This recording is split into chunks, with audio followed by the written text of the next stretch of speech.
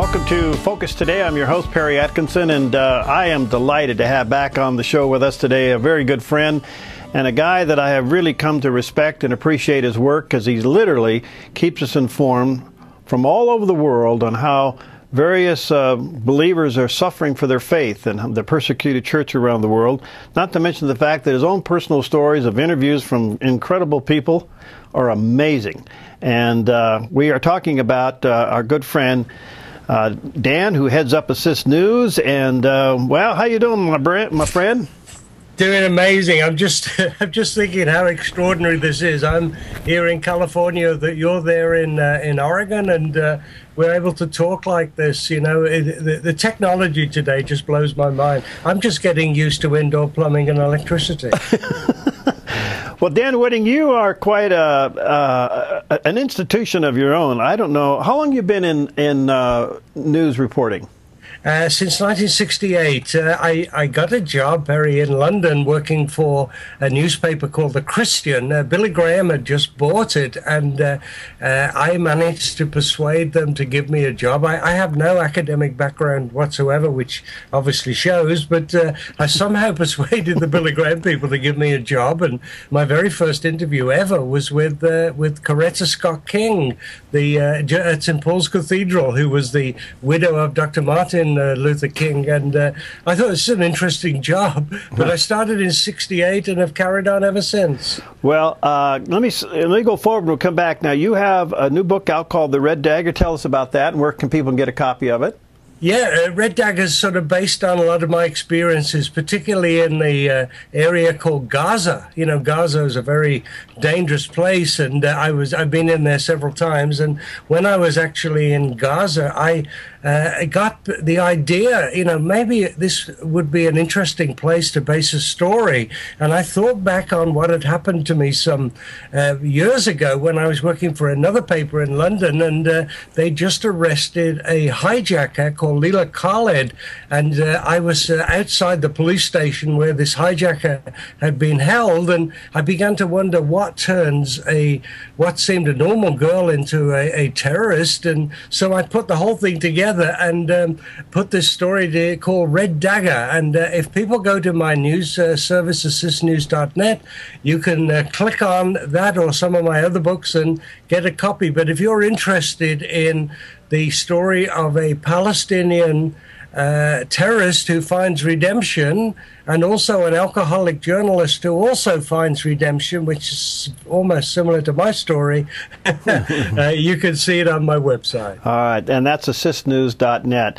Well, in the meantime, ASSIST News, you are reporting from all over the world. And what led you to take on primarily how Christians are being persecuted for their faith? How did you get into that angle of it?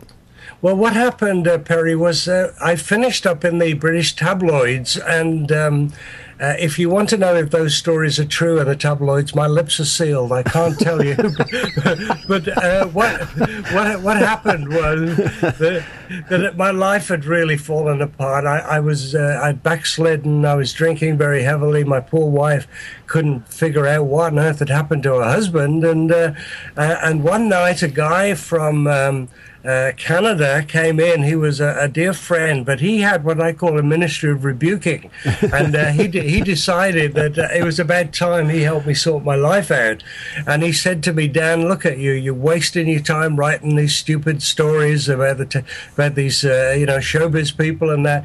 He said, I want to tell you to commit your life to Jesus, leave your career in the tabloids, come with me to Uganda and write a book about the church there under Idi Amin. He said something like 300,000 believers have been murdered by this terrible man. Let's go and do a book about them and let the world know what's happening. So, believe it or not, I went to Uganda, and I met some of the most incredible people I could ever imagine, Perry. And it was there I knelt by my bed in the Namarimbi guest house at the top of one of the hills in Kampala, and I said, Lord, for the rest of my life, this is what I want to do, is to be a voice for these people. They don't have a voice, and I've been doing that ever since. Well, it's amazing. For those who don't know, you can subscribe to this service. It's free of charge, and he does work on a donation basis. So if you like what you get, send him some support.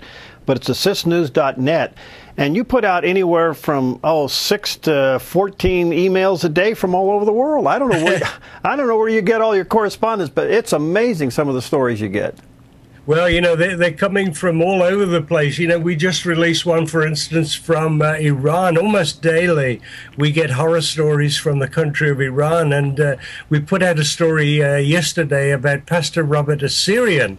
Now, yes. He's an Assemblies of God leader in Iran. He was arrested on the 21st of May. He was right in the middle of a church service when the secret police, who weren't that secret, they came into the church and they arrested him and put him in prison. And then they also have shut down the main Assemblies of God church in Tehran. The people have been told not to come. If they try and come, they'll be arrested. And they are now cracking down, Perry, on all Farsi-speaking churches. Farsi is the language of Iran. And so if you want to meet and have your services in that language, which is really the old Persian language, you're going to get arrested. And so they've shown as an illustration that they're going to shut down, or they have shut down, the main Assemblies of God church, and now they're going after every church they can possibly get hold of that speak in that language, because they fear that Christians are going to evangelize their Muslim people, and they're going to mass convert to Christianity. And that's the last thing they want in that country. The last thing they need is some freedom. Right. What happens to the fruit of this work? I mean, obviously they're being persecuted, but the fruit of it is conversions, and some Iranians, Muslims, are now converting to Christianity. What happens when they get caught for their conversion? Well, it's a crime punishable by death. It's a very dangerous situation for anyone in an Islamic country to convert and publicly talk about it. And for instance, in Pakistan, extremely terrible stuff has been going on for people that convert to Christianity. But, we've got another case there in Iran, Pastor Saeed Abedini, and he is a U.S. citizen. He found the Lord in Iran, moved to the States, and married an American girl, and went back last year to start an orphanage, and made no big deal of it. But apparently he was a convert from Islam, and he got picked up by the police during a bus trip in Iran, and he's now languishing in a solitary confinement in the worst prison in Iran, called Evin Prison. And so yet he's very dangerous. So you can be executed, you can be put in prison for a long time, and yet many of these people are willing to risk that, Perry. They're astonishing. Does our State Department get involved in any of these kidnappings and persecutions? Well, they're getting involved in this particular case. They were so much pressure put on them by the ACLJ and the Sekulow and his people that John Kerry has been standing up for him, speaking out. The big problem is that we have no political connections with Iran, and I believe Sweden takes care of all, diplomatic relations. So even though we protest and kick up a fuss about a U.S. citizen being in prison like this, we don't have any real way of getting the message to them except through the Swedes, and also they don't seem to care what we say anyway. They're an appalling regime there, and so I think the only weapon we can have is to pray for the believers there, particularly this Pastor Asseriyan and also Saeed Abedini. Dan, as you get reports in from all over the world, how would you look at the world? Where are the hot spots for Christian persecution? Well, I think Iran, Egypt, and Pakistan are the worst ones. The tragedy of Egypt, Perry, is that many of the believers there, and let me explain, a lot of the Christians in Egypt are what they call Coptic Christians. These are the original, they're Orthodox believers, they wear the black outfit and everything. But they stood side by side with their Muslim friends in Tahrir square in Egypt and stood up for the, for the people there to get rid of the then tyrannical leader. And then we found in his place, we've got this man Morsi, who's even worse. And now churches are getting burned, Christians are getting shot. It's absolutely appalling what's going on in Egypt. And Pakistan is even worse, with many people. They have this law there called the law of blasphemy, and if you say anything against the Prophet Muhammad, you get hauled in before and you can be sentenced to death.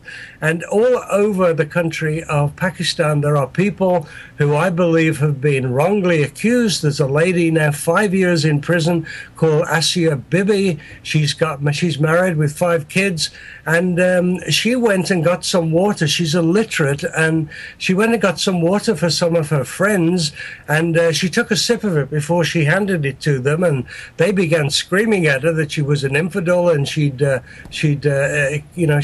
destroyed the water, and we can't drink water that an infidel's had. And she told them, why don't you grow up?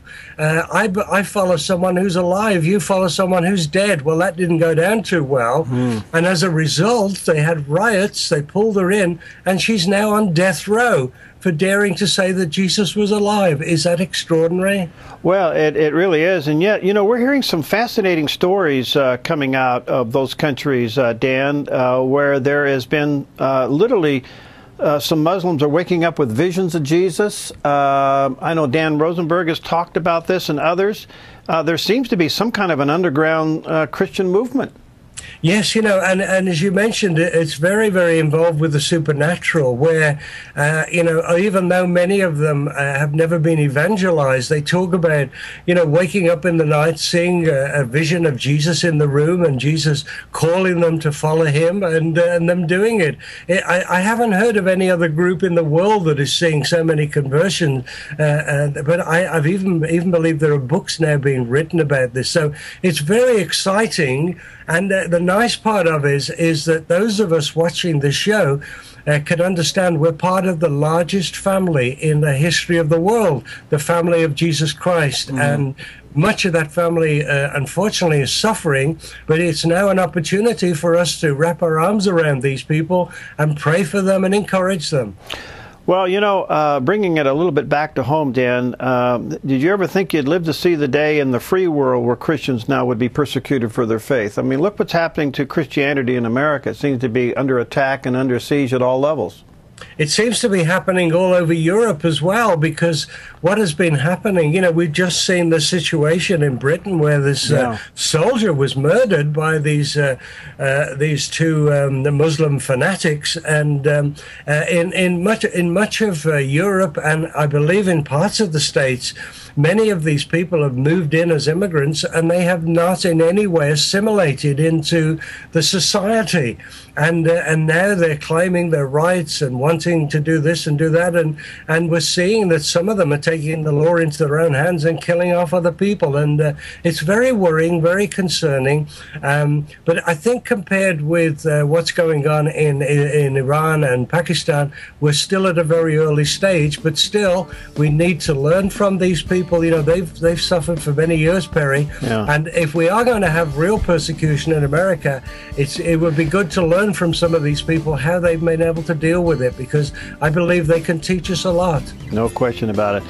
Dan, you're a delight and an inspiration. Let me encourage you folks, if you're not receiving Dan's newsletters, just go to his website, assistnews.net. Support him if you can. He does all of this free, but he is also needs our support to keep this ministry going, because it reports from all over the world.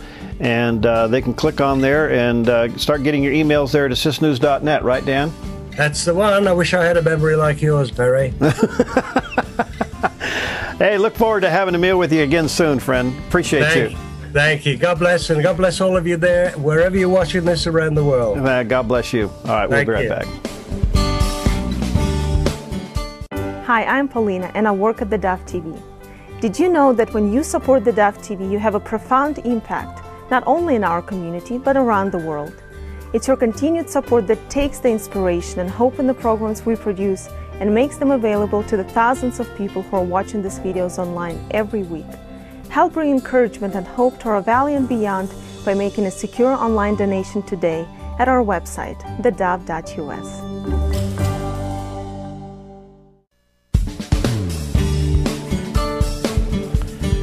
Well, there's nothing more exciting than to see young people stand up for their faith, and some to really take it very seriously, and such is the case with my next guest, Danielle D'Souza. She is the daughter of Danielle D'Souza, and she's a high school student, soon to go into college, but she's authored a book, and it was published. It's called Why God? An Intelligent Discussion on the Revelation and the Relevance, of faith.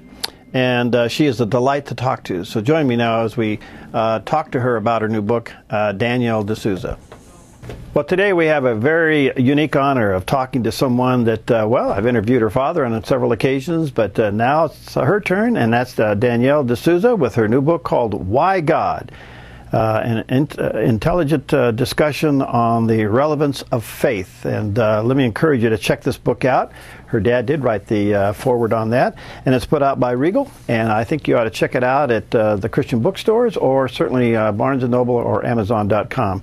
Danielle, I can tell you at the outset that you're much prettier than your father. Aw, that's not very nice. Nice to have you with us. How are you doing today? Great, thank you for having me. Well, fascinating books. Not often that college students would take on the subject of apologetics as forcefully as you have. Why did you do this? I'm actually in high school. I'm just finishing high school. Right. But I decided to do this because I had a lot of questions about God when I was growing up, and I felt like other kids shared some of the same questions. So I wanted to put it into a book, into a format that was easy for young people to understand so that they could get answers to their questions about God. Well, you've done an excellent job, and you've taken on some of the big controversial subjects. And first of all, how's the response been?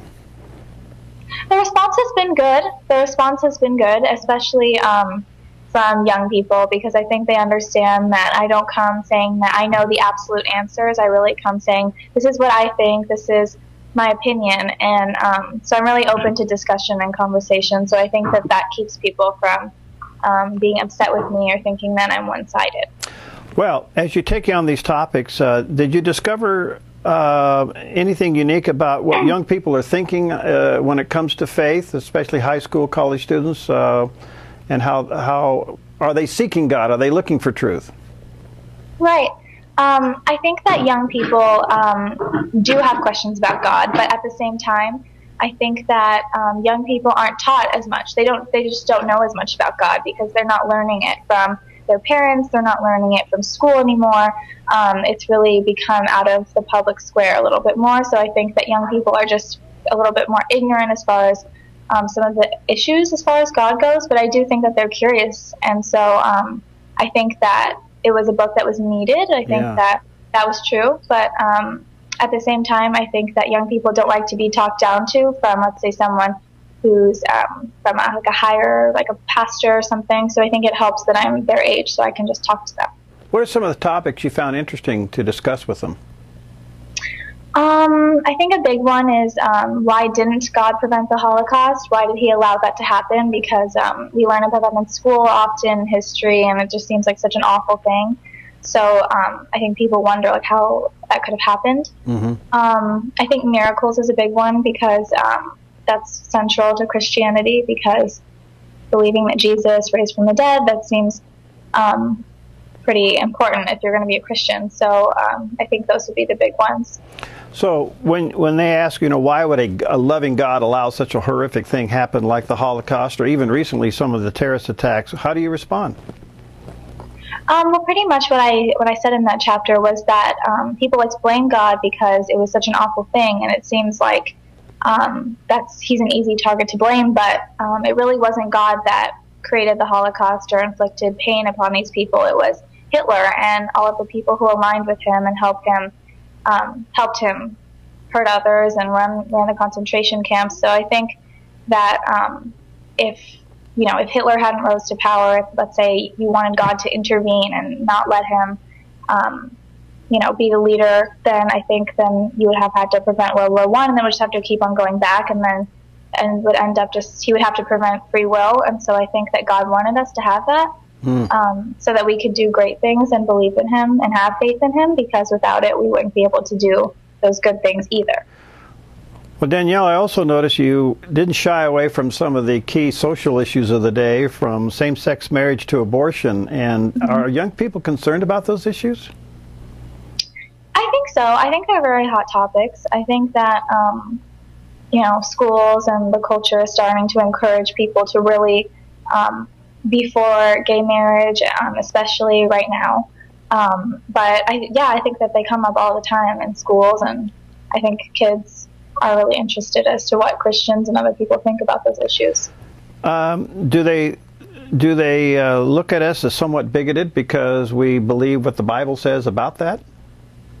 Some of them do, and I think it's might have to do with because some of the Christians who like speak the loudest or maybe get the most media attention are really the ones who don't represent actual Jesus. Because when I talk about this, I say, you know, Jesus was the most loving. He loves everyone, and everyone has their own issues and faults, and so we shouldn't act like we're better than anyone. And so I think people who approach, let's say, gay marriage by saying we hate gays and stuff, that's not really representative of Christianity, because that's not how Jesus would have acted. And I think that those kind of people who act that way get a lot of attention, so young people have a wrong misunderstanding of Christians. How do young people, as you worked on this book, refer to eternity and life after death? Yeah, I talk about how do we know that there's life after death, how do we know that we have souls, and in that one I kind of mostly draw on life after death experiences, because those have been really prevalent. A lot of people don't give those very much attention, even though there are so many of them. And I also talk about a little bit of brain science, but, you know, not really my thing, but yeah. Yeah. Well, you know, the other thing is that's very controversial is that we Christians, obviously, you know, we certainly explain a loving God and eternal life, but we also claim that the only way to heaven is through Christ, and that would seemingly put a lot of religions out. How do you explain that? Right. I say, does anyone really deserve hell? Like, that seems like a very complicated question. And it is, because I'm not God. I really don't know everyone's salvation. I can't determine that just based on whether you're here, from there, or anything. And I think even some Christians who call themselves Christians will end up going to heaven. So it's really not that simple, because you can call yourself a Christian, but you might not really have the faith in him. You might just say that. So I don't think it can be easily labeled. At the same time, of course, you do need Jesus who would save you. So, but then of course there are people who haven't even heard of Jesus. So I really can't give a definite answer as far as just labeling people that way. But I do think that, of course, God will judge everyone. Well, does pluralism, is that a problem within academics today? I mean, like, in the end, whether you are a Christian or a Buddhist or a Hindu or a Muslim, at the end, we're all believe in the same God, so therefore we all go to heaven? Right, that's really popular, especially among young people, like just being spiritual or just thinking that all religions have some truth to them. But whenever I answer that, I always say that if something is true, then everything else has to be false. And so you can't say that Christianity is true, Judaism is true, and Islam is true, because they can't all be true. If Christianity is true, then Judaism and Islam are not true. So I think that it's easy for young people to want to say that all the religions have good things to say and are true. And I think that, of course, everyone is trying to find the truth, and all of those are attempts to get there, but at the same time, they can't all be true. Do you find it hard being a Christian in academia today? Academia, well, I'm in high school. Well, so, yeah, but I mean, you're in high school, but I mean, you're in an academic setting, and you're obviously going to college. But I just, you know, it also seems to be very pluralistic in that atmosphere. And here you are trying to define one faith among many. Right. Yeah, it's very difficult because a lot of people do share that belief of pluralism. Many religions are right. But I think that there are Christians who have really good things to say and are very firm in their beliefs. So I think that's good. I just think that there has to be discussion. And I don't think that discussion has to mean that I have to necessarily say that all the other religions are true. Because we live in this world today where we're fighting for truth. At the end of the day, people want to know, is there a God? Does he have something to say? Is he real? And therefore, what is truth? I mean, it seems like everything that we are facing today is being challenged, and we don't know where truth really is. And is that something you see among even high school students? Right. I mean, most high school students don't know what's going on. But yeah, I think that most people, just as humans, we genuinely want to know the truth. And sometimes we might not like it. We might not want to accept it. And other times we just might want to believe in something that seems like it's easier. But I think that everybody as humans has this desire to have some sort of a purpose, thinking that there is something bigger. Wow. Well, not many high school students get a book published. So this is a huge accomplishment, and it's called Why God? An intelligent discussion on the revelation of faith, and you may want to check it out. And Danielle D'Souza, her father, who we've had on the show several occasions, has written the foreword to that. You know, your dad's quite an apologist, and I would assume that puts a lot of pressure on you. Oh, no. I mean, I didn't have to do this. I chose it, and he's really helped me a lot to get to this place and really think about these issues. Good for you. Do you see yourself going into this line in the future? Do you think you want to become more an apologist? Seems like I'm already in the line. But yeah, I would. I would definitely like to continue to pursue these things because they're very important. Well, I commend you for it, because I think you have done a great work in trying to take a look at all these issues. And I just find it, to me, somewhat healthy that young people, teenagers, and even into the college years are starting to ask these questions now. And I would hope that with the questions being asked, that that Christianity is allowed to be expressed in the classroom, where heretofore it seems to be silenced. Right. People are really trying to push Christianity out of schools, out of just the public square. And so I think that Christians have to fight to even stay as an equal party with other religions and other views being expressed. Wow, wonderful. Danielle, thank you for your time. And again, congratulations on the book. Are you writing a sequel? Oh, well, I don't know about a sequel. I'm still just trying to get this book out there and focus on that. But maybe in the future, another one. Well, good for you. Again, it's put out by Regal Books. You may want to check it out, regalbooks.com. Check it out at Evangel or Christian Discount Books there in Jacksonville, or online at Amazon, or check it out at Barnes & Noble. I think you'll find it to be refreshing and well-researched. And again, congratulations and thank you for being with us today. Thank you very much for having me. Fascinating young lady, and well on her way of being really a terrific apologist. Well, coming up next, we're going to kind of narrow all this down to a couple of the issues that she did write about in the book. And one of them being now, as you know, last week, the Boy Scouts of America voted to allow gays into their scouts. Well, what does this mean, and what are the consequences? Todd Friel is going to be with us to talk about that coming up next.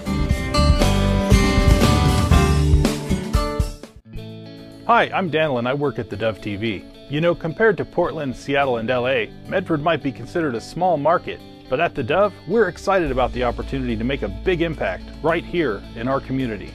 And you help make that happen. Did you know that more than 90% of our income comes from people like you? You can help us now by making a secure online donation at our website, thedove.us, or by phoning 541-776-5368.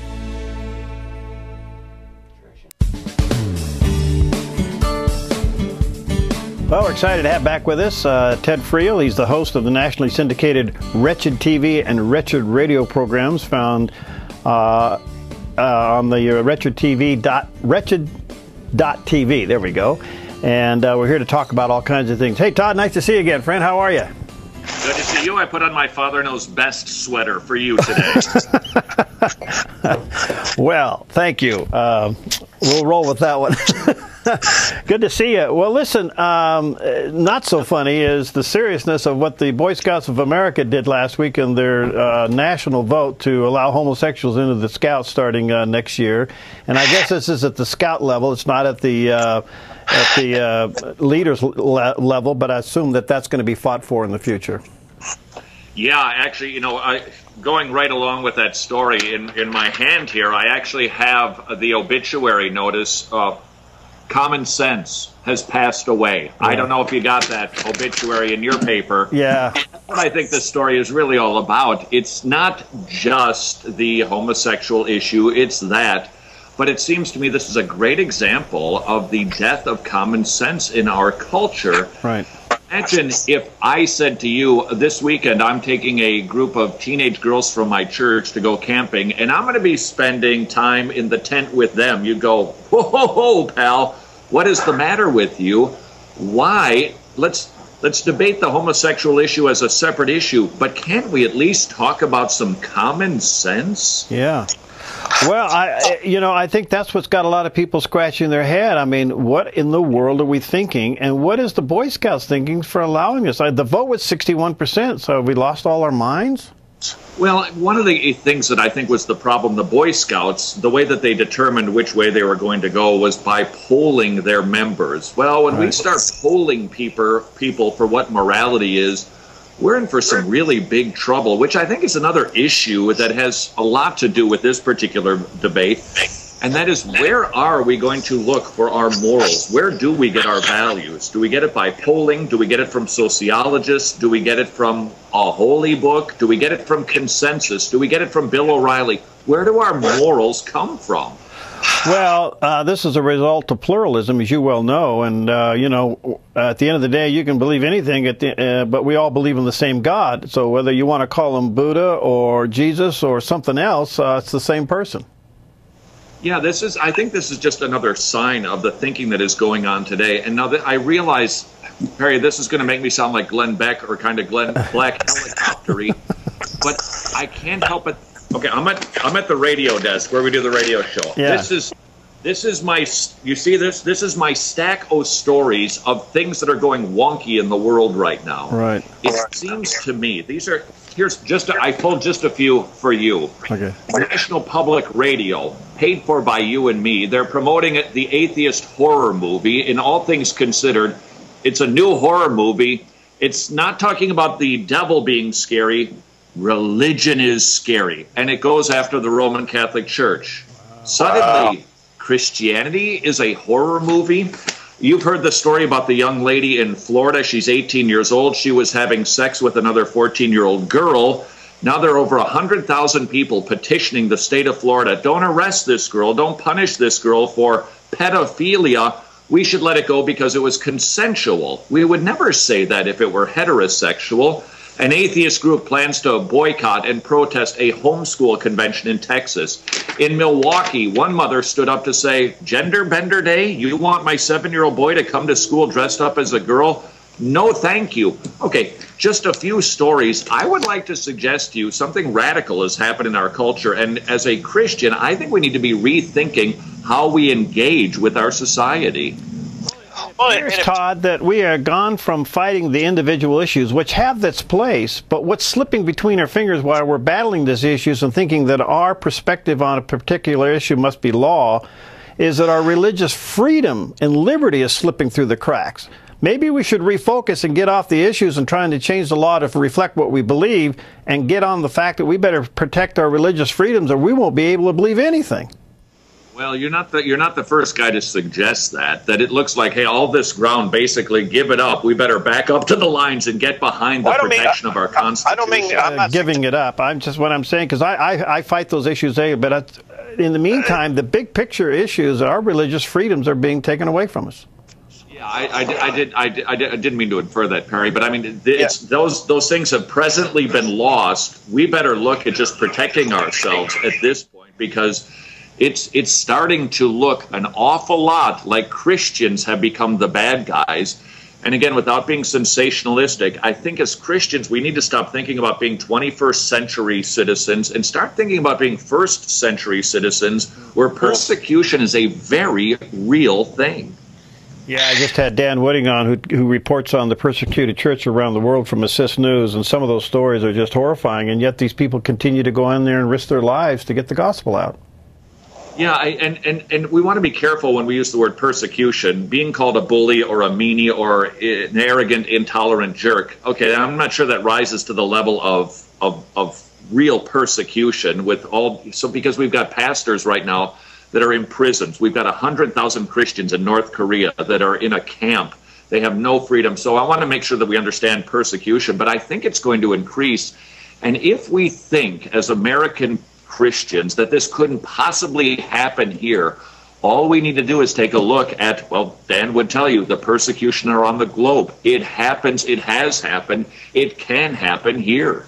So why do you think, if you cross the television dial and you see these massive gatherings of Christians, whether it's at a conference or a seminar, or even a mega church service, why doesn't that faith translate into the culture Monday morning? What's happening? Why is this slipping through our fingers like this? Well, I think the very subject that we're talking about right now is going to reveal exactly what that Christianity actually is. I suspect, if I'm right, this is one guy's guess, if the attitude toward Christians continues to grow in hostility, I suspect we are going to see a purging of not all, but many megachurches, of the statistics of many in evangelical Christianity, because I don't think that people are going to want to go to a building associated with those intolerant bullies so that they can have their ears tickled or so they can hear a second-rate concert with some Christian lyrics tossed in. I think we're going to start to see a purging of the Christian movement, and I'm not sure that's a bad thing. Yeah, maybe it's time. Well, back to the Boy Scouts issue just for a moment. As you know, a lot of churches sponsor Boy Scouts clubs. And what would you say to the churches that now are at a point where they got to make a serious decision? Because if they allow this, you know where that's going to go. I mean, they're going to come right into the church and rip it apart. Yeah, I personally, I think every church is going to have to wrestle with this themselves. There could be some circumstances where they hold on for a while. I don't think this is the end of what we're going to be seeing in the Boy Scouts or with the entire movement that's happening right now. I would also say to the Boy Scouts, if your concern in making this decision was to stave off lawsuits, get ready, because unfortunately it's inevitable. There will be problems with the new configuration. There will be some kids who get hurt. And if the Boy Scouts were worried about lawsuits, I fear they haven't seen anything yet. Do you expect an evacuation from the Boy Scouts? It's already happening. I just read this morning about a big church in, I want to say, either Nashville or Kentucky. I get those two confused, the Bible Belt states, where they just pulled out. And I don't think it's going to take long for more and more to pull out and start looking for an alternative that has the skills that the Boy Scout offers, with the morality that they used to offer. There are some Christian groups that are doing it. I think that they're going to see some swelling in their numbers. All right, Todd, let me take a quick break. We'll be right back. I want to also talk to you about some other loss of common sense where states now are legalizing marijuana. 12 states now are okayed same-sex marriages, and you kind of wonder what's coming at us next. And we got scandals galore in Washington, D.C., and nobody seems to think it's going to go anywhere. And we'll be right back with Todd Friel from Wretched TV and Wretched Radio. Hi, I'm Paula, and I work at theDove TV. Every day we get letters and emails from people who've been encouraged, blessed, and challenged by the programs on theDove TV. But we couldn't do it without you. Did you know that more than 90% of our income comes from people like you? You can help us continue to bring inspiration and hope to our community by making a secure online donation at our website, thedove.us, or call us at 541-776-5368. Okay, we're back with Todd, Mr. Rogers Friel, and he is the host of the syndicated Wretched TV and Wretched Radio programs found at www.wretched.tv and seen in thousands of households. Oh, we got to get your TV program. You do it every day or every week, or what do you do there? We do it every single day. 30-minute TV show, and we do 2 hours of radio every day. Oh, you're the man. All right. Todd, what's your take on what's happening in Washington right now with all the scandals? Why are we surprised? Seriously, why are we surprised? First of all, let's just say that we elected nothing but Christian men and women to our government roles. We wouldn't be surprised if a Christian sinned. We shouldn't be, because our theology informs us that even though we're forgiven sinners, we're still sinners. But now let's remove the Christian part. There's no restraints in our society, our flash society, where you can do pretty much anything and it's forgotten about through the next news cycle. We shouldn't be shocked when a lot of ungodly people get together to make decisions that there's going to be ungodly activity. I think, again, this is just emblematic of a much bigger problem in our country, and that is the removal of Christian values, Christian morals, Christian principles, and you're just going to see rotten fruit from a tree of secularism. You know, that's very well said. At the same time, do you think, where do you think God is in it? Do you think God's judging us? You know, Romans 1 tells us that God is now judging. It's not just people die and then they go to hell and they punish. No, actually, God can judge now. I think as Christians, we need to be really, really, really, really slow, if not completely silent, to say, this is happening because of that. This typhoon happened, that tornado happened, because we can't do that. I think every person needs to interpret what God is saying. But God does speak some general things in situations like this. And I think the message might be repent to the world. But I also think, Perry, that the message for Christians right now might be, we might want to reassess how we are engaging and just what exactly our mission and our duties are as Christians in this society. What do you think it is? Well, I happen to, I don't know if you know Mark Dever. He is a Reformed Baptist minister in Washington, D.C., and I give you that credential because he's basically like a 21st century Puritan. He's not a wingnut. He's not radical.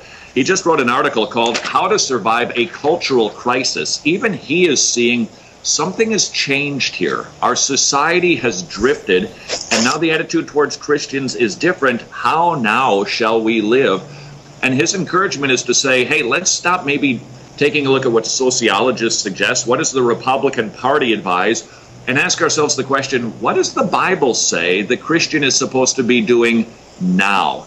And I think we need to get back to the original manual, the original playbook, the marching orders of our commander-in-chief, and ask, okay, how now shall we live? You know, part of that equation, Todd, because I had a guest on the other day that commented on that, and there's a lot of blame to go around. I think there's three stages we go through: shock and awe, and then once we get through that, we go through anger and blame, and too much of us stay there. And then finally, if you mature through that, you'll take on personal responsibility. Those are the three stages. But let's face it, we're a lot of young people coming out of the church, going into college, and losing their faith. The question has to be asked, are we teaching the fundamentals of Christianity, the catechism of the root of our faith? Are we teaching it? Because we're losing our kids in college the moment they're challenged on what they believe. Now, how do you expect me to maintain my Mr. Rogers calm? Take your sweater off and go for it, buddy. That's the crux of my concern, and that is the culture is not acting like the church. Well, then the church is not influencing the culture in any way, shape, and form. And when you have a society that professes to still be 80% Christian, and yet we see the abortion, we see the immorality, we see what's on primetime TV, you got to ask yourself the question, what is going on inside of those churches? And I think you put your finger on it. Not much. All right. Now, again, there's plenty of blame to go around, but we're going to have to take a look at ourselves and saying, all right, what are we doing and what do we believe? Because there's this easy believism out there that's just not panning out. And we're not careful, we can divide and conquer ourselves to where even worsen things. But at the end of the day, you know, Christians don't know what they believe. They just don't. Well, then I think that would be the place to start. Okay, who are we? What do we believe? What is our religion really all about? Is it about creating a utopian society where people behave a certain way, perhaps in a Victorian manner, on the outside with good manners? They hold their pinky up when they're sipping their tea. Or are we about something different? Are we about forgiveness of sins found through Jesus Christ for the glory of God? Because if we can figure that out, it might determine just exactly how it is that we should be acting and engaging with our world. Are we afraid to use the word sin? Has it been kind of... I got to go. I can't listen to that word. I'm sorry. Come on back. Come on back. You don't even hear that in these days. They're called mistakes, you know, our errors, our past, yeah. But we don't talk about sin. But if we don't talk about sin, then we really don't have much need for a savior. And so I think when you stop talking about the law, when you stop talking about sin, you've really got a gutless Christianity. There's nothing left. And so we turn it into life enhancement messages, teaching people how to handle their finances, raise their kids, but it's nothing about Jesus and forgiveness of sins.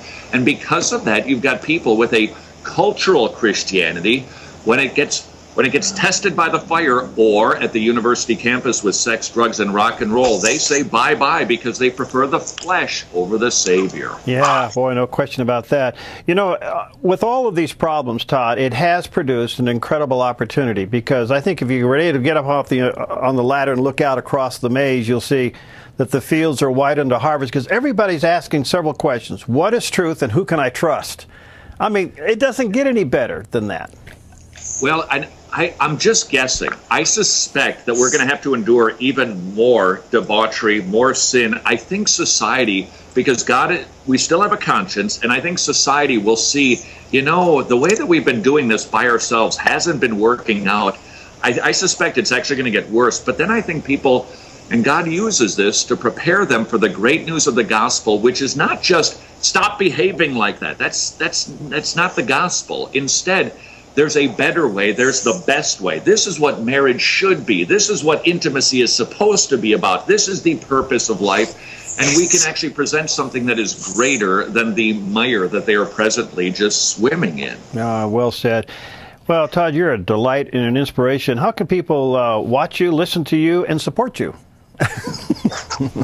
You know, I do have to confess. I hear the little train coming. Yeah. Yeah. Visit us at Wretched.tv. We've got videos there, tons of free stuff. You can listen to the radio program looped every single day, Wretched.tv. All right. Well, thank you, my friend. And let's connect more often, and we'll look in to see how we can get your TV show over here. Always a treat. Thank you. All right. God bless, pal. All right. And that's Todd Friel with us today. Again, it's Wretched.tv. You may want to check it out and listen to the program and watch the television program. And he does a wonderful job, and it takes on these things not only with a little bit of levity, but certainly serious in that he conveys what we all need to hear, what we're all going through. And it's another reminder that we are to be salt and light. And boy, I tell you, I just wish I could express to you the people who are starving for truth. The two questions that we get most of the time is, you know, what is truth? What can I know to be true? And who can I trust? So it really provides for a really remarkable opportunity to share the gospel. So let me encourage you to look for those opportunities where you work, where you serve. People really want to know. And also, I want to say just a few moments here. We have a couple seconds left in the show. Thank you for helping us get KDOB on the air in Brookings. It's up and running, 91.5 FM, serving Brookings and Crescent City. You folks helped us do that, and I just want to say thank you. We can't do what we do without your support, and because of you, we're able to reach out through radio, television, and through the Word for You Today devotional. By the way, the new devotionals are out. If you didn't receive one in the mail, give us a call or go online at theDove.us and click on free devotional. We'll get one out to you right away. And it's our way of saying thank you. And it's a quick devotional that you can read in about, 3.5, 4 minutes every day, and get the Word into your heart and into your mind and soul before you head out on the day. So let me encourage you to get a copy of that. If you've never had one, just give us a call here at the Dove, and that's 541-776-5368, or you can go online at theDove.us.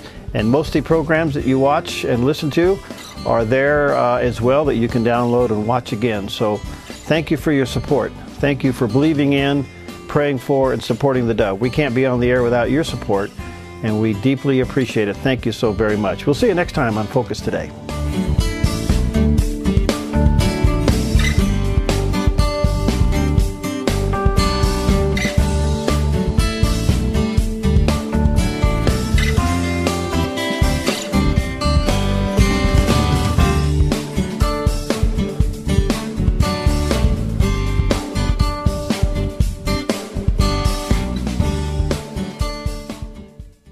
Hi, I'm Jim, and I work at the Dove TV.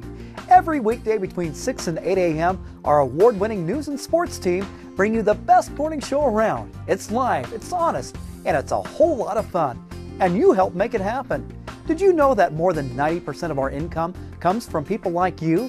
You can help us continue to air local programs that share your voice by making a secure online donation at our website, theDove.us.